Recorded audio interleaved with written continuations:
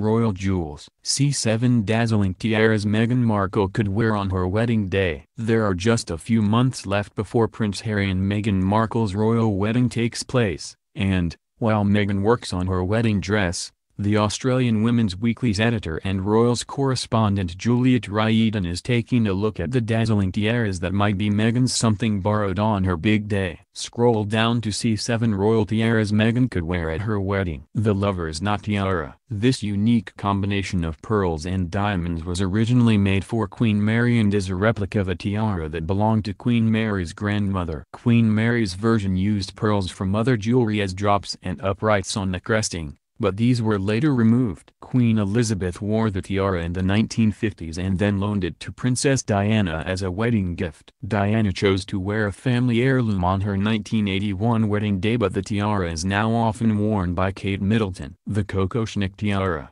Dazzling and sitting up high and proud, the Kokoschnick tiara is a wall of 488 diamonds formed of 61 graduated bars catching light from all angles. It's based on the traditional Russian girl's headdress favored by all the ladies of the Russian court and was a gift to Alexandra, Princess of Wales, for her 25th wedding anniversary in 1888 from the Ladies' Society, a group of 365 UK peeresses. Queen Mary inherited the fabulous tiara in 1925 and famously wore it for her official 80th birthday portrait. She bequeathed it to her granddaughter, Queen Elizabeth, in 1953. The Cartier Halo Tiara. The Queen's father, then the Duke of York, commissioned this tiara from Cartier in 1936 for his wife. When soon after she became Queen Elizabeth the Queen Mother, the royal preferred larger pieces, and the tiara was given to their daughter, then Princess Elizabeth, as an 18th birthday gift in 1944. She loaned it to her sister,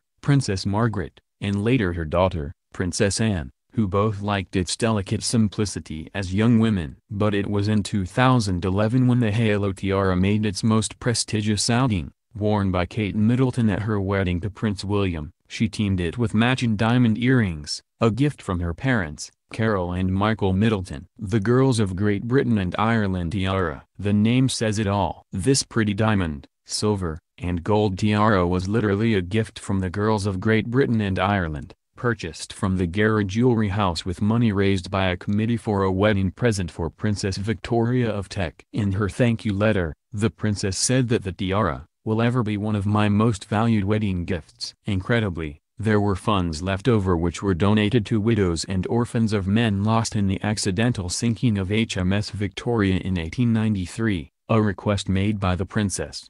It originally included pearls around the top but was adapted in 1914 by Queen Mary, who later gave the tiara to Princess Elizabeth as a wedding present. As Queen, Elizabeth has worn the tiara many times throughout her reign and on trips throughout the Commonwealth. The Greville Tiara. Margaret Greville was a very wealthy socialite with an impressive jewel box. The Greville tiara was made for her in diamonds and platinum in 1921 by Boucheron in Paris, and when she died in 1942, she bequeathed it to Queen Elizabeth, the Queen Mother. In 1953, it was remodeled by Cartier and became one of the royals' favorite headpieces. The tiara then passed on to her daughter, Queen Elizabeth, in 2002 and has since been loaned to her daughter-in-law Camilla, the Duchess of Cornwall, who wears it regularly.